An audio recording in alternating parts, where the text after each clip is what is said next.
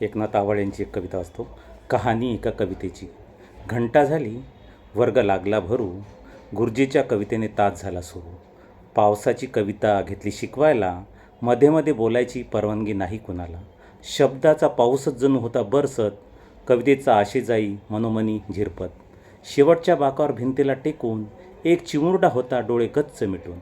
मास्तराच्या रागाचा पाराच चढला, जोरानेच ओरडून उठवले त्याला.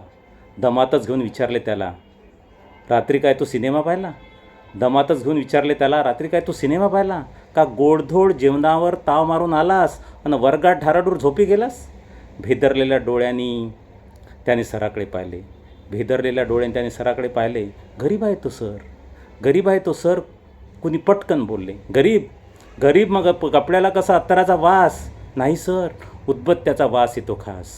वडील नाहीत त्याला, तो काम करून शिकतो, शाळेत येण्यापूर्वी तो उदबत्त्या विकतो. मास्तराची कविता मग बाजूलाच राहिली. मास्तराची कविता मग बाजूलाच राहिली. त्याच्या डोळ्यातली कविता वर्गाने वाहताना पाहिली. त्याच्या डोळ्यातली कविता वर्गाने वाहताना पाहिली. कहाणी एका कवितेची, कहाणी एका कवितेची.